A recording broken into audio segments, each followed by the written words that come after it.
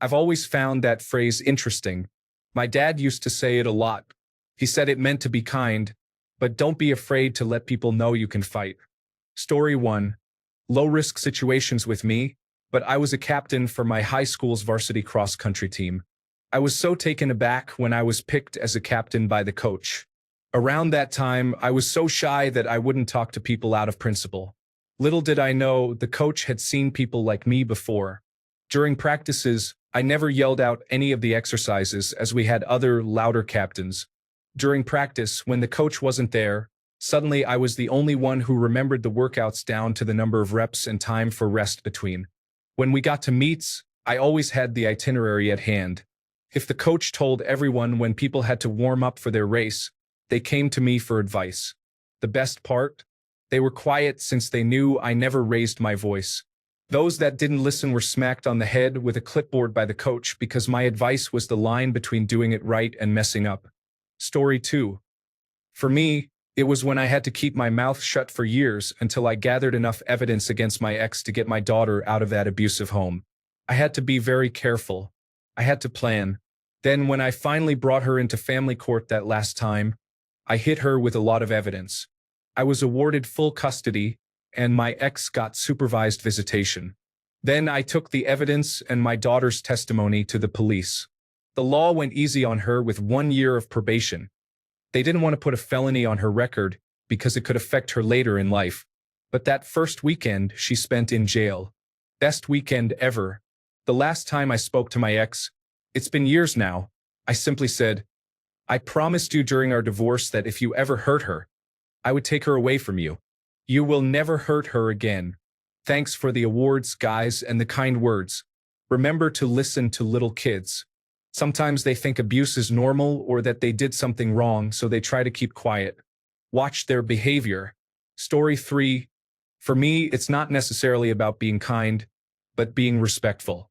I started taking Taekwondo 6 years ago, and since then I have been in 0 fights.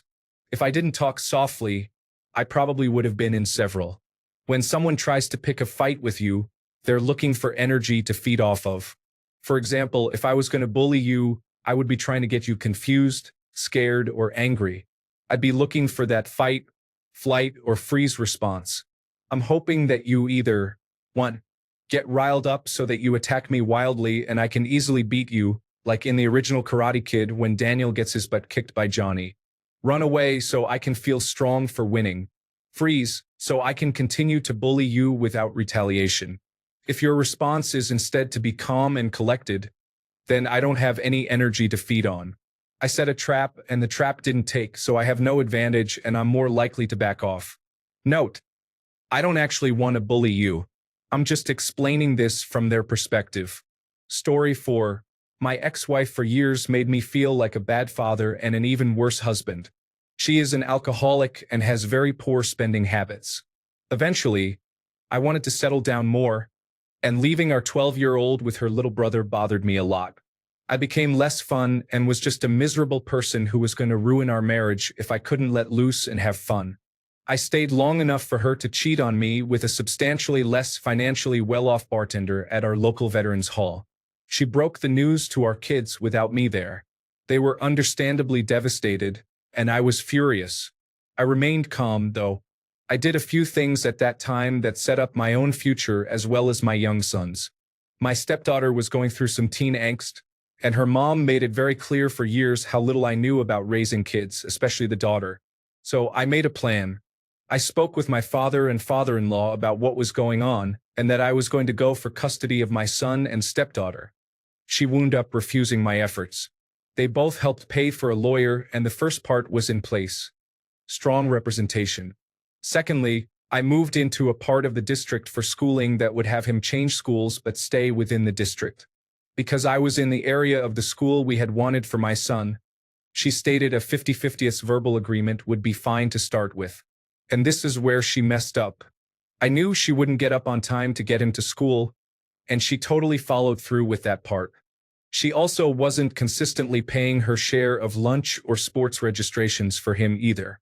So we went about this for a few marking periods until I got a letter from the district justice about citations for truancy and a few letters for lack of lunch payment.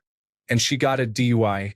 My lawyer acted fast and decisively, got me physical custody, and some other conditions that make it so she cannot drink or smoke around my son. Plus child support. All I had to do was wait. As my father said, if you give her the rope, she'll hang herself. Story 5. Part of this is when you've made up your mind, say your piece directly without apology or qualifications. Then shut up, or if it's reasonable, leave. As I've gotten older, I have become more comfortable saying no. Story 6. It doesn't always have to be violent.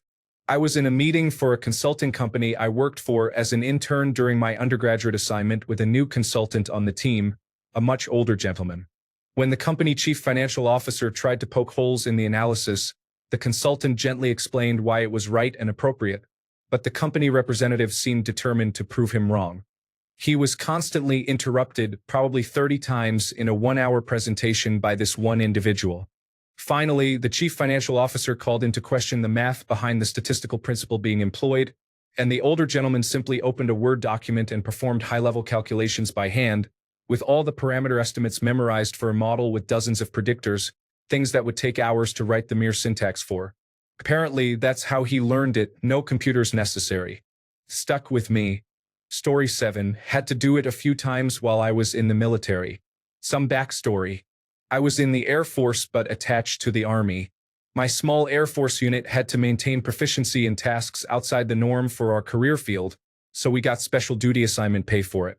There were tiered levels of pay that came with increasing levels of proficiency and certification and training, maxing out at $250 tax-free per month once we were fully mission qualified.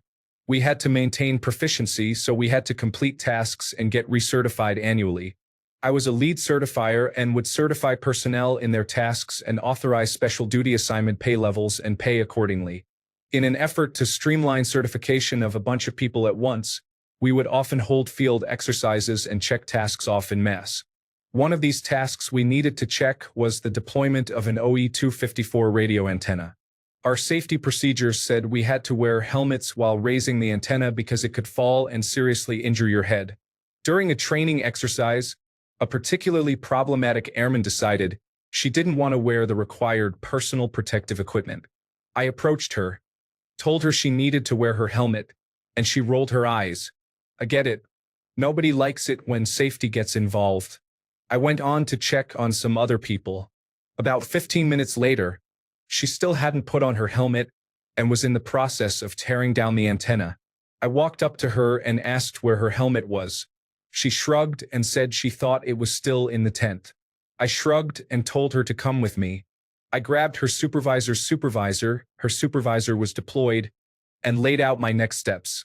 I told her since she didn't follow the safety procedures, even after I warned her, I had to strip her of her certifications down to day 0. She lost all incentive pay until she went through all of the training all over again. That process normally takes a year. She was a single mom. It was difficult taking money from her, but rules are rules, and if you don't like them, don't join an organizational bureaucracy built on them. It did serve as a serious gut check to the other people, though. I only ask once. Story 8. I had just caught my wife cheating and was living in the upstairs room of my buddy's townhouse. It was basically his utility room. Anyway, after leaving my wife and dating for a bit, I found at the age of 44 that I enjoyed sleeping in the nude. So around 2 a.m. one night, the most horrible sound that I've ever heard was screaming through my window from the parking lot. It sounded like a child being murdered. I instinctively grabbed my bat by my bed, one of my few possessions at that point. It was my grandfather's, and I flew down the stairs yelling into my brother's room, "Grab your shotgun!" I ran out into the middle of the parking lot, and my brother was right behind me. "Dude, what are we doing out here? And where are your clothes?" Just as his house alarms went off, there we were. One guy naked holding a bat and the other holding a shotgun. The alarms were going off and people were looking out their windows. It was a barn owl. Thankfully, no police. Story 9. I once stared down a guy at a roadblock. Quite funny, actually. I'm 1.89 meters, 6 feet 2 inches, tall, a little chubby. I am also naturally quite strong, mostly due to a lot of archery. Both my little sister and I are in a voluntary fire brigade and were once called to a nasty accident. Short version. A guy cuts down a tree, the tree fights back. The guy loses. Even though it wasn't in a heavily trafficked area, we had to put up a roadblock to keep people away. My sister was up front, and I was a few meters back at one of the fire trucks to fetch something. Can't remember what anymore. There was this older man, maybe in his late 50s, who seemed very curious and was determined to walk up and get a look at the site for whatever reason. He kept talking and walking towards my sister, not really aggressive, but he made her back up because she didn't know how to react. I was already a veteran at that time with almost 16 years of service under my belt. My sister was only in for maybe 1 or 2 years. I just went behind her, gently pushed her aside, and looked that guy square in the eyes. While I politely asked him to leave, my look seemed to get another message across. If you don't leave now, I'll have to explain to the paramedics and police how my signaling disc accidentally ended up way up your behind. That did the trick all right, and he went on his way. I've seen some seriously messed up stuff in the past almost 20 years. I can't understand why some people are so desperate to see things like that, and why some even go as far as trying to get in the way of rescue workers just so they can see better. I kid you not, that really happens. Story 10. I used to manage a small lube shop. A guy was hired who refused to work under someone younger than him. He clocked in and refused to work when I told him to. I fired him. He went from "you stupid kids" to "I really need this job right quick. Just because you're older doesn't mean a thing to me." Story 11. Always be the cooler-headed party when it comes to disputes and be the first to apologize. If your aggressor continues trying to instigate something, don't flinch or look angry, and speak calmly. Most people will keep talking but will get spooked. On the off chance they're in the minority, you might get hit unexpectedly and then have the go-ahead to defend yourself. I go clubbing with my wife and her beautiful friends a lot, so this happens often. Being in great shape and being generally nice all the time has allowed me to diffuse violent situations. I'm more afraid of being viewed as a monster than how some drunk person could hurt me. Story 12. Well, I don't know about myself, but my country, Canada, has done this throughout our history. We are a nice country with nice people, but we fight like hell when the time comes. Story 13. At my current job, it's not the sort of place that inspires employee loyalty, but my position is the perfect job for a lazy night owl. So I'm coming up on my 9th anniversary. There is a task I'm supposed to do off the clock at the beginning and end of my shift every day. I don't mind. It's quick and on my way home. I'm not here to rock the boat. However, I've kept records of every minute I've spent on it. If they ever do me wrong, I'm making a wage claim for every minute of that as far back as the law allows and sending in our shift checklist, which makes it very clear the task is off the clock as evidence. I'd also be taking the user manuals for our current operating system and all of our shift standard operating procedure guides because I wrote them. Story 14. For me, it isn't about physical escalation at all. I help set up very important meetings with very important people, and a lot of the time, very rich people. As an example, just yesterday I helped set up a meeting some of the Waltons were attending. That being said, I am in charge of the audiovisual equipment in the room, plain and simple. I will assist with your needs, but tell you no if it's not something I can do. I am in charge. I tell you the best way it runs. If you ignore me and your presentation falls apart, I will let it fall apart until you ask me for help. My favorite moments are when people don't mute their microphones when in my room that is set up to join that same meeting. The feedback from the surround sound in the room is beautiful to my ears. All right, everyone, I am getting the room joined to the meeting. If you are joined to the same meeting for notes or recording, please mute your microphones and turn down your computer's volume. Okay. All right, everyone, let's try that again. If you are joined. Story 15. For years, I was bullied in school, but I always could talk my way out of a fight. No one but my best friend knew I was a proficient martial artist and boxer. My friend was a defensive lineman for our football team. He was a big dude. One night at the arcade 33 years ago, I was talking to this girl from school. Her boyfriend, who graduated the year before, came up and started talking about how he didn't want me talking to her and was being loud about it. My friend Bo heard him getting loud and came over to ask what was going on. The boyfriend told him that if I didn't leave his girlfriend alone, he was going to kick my ass. Bo laughed at the guy and told him, "You better get him in a closet because he will kill you out here in the open." The boyfriend laughed, poked me in the chest, and was like, "Yeah, right?" I stood up, and Bo backed away and said, "I warned you." The guy looked at me, then back at Bo, and then actually backed off, just mouthing something and walking off. Everyone in the arcade saw the exchange, and I never got bullied again. That's my best example.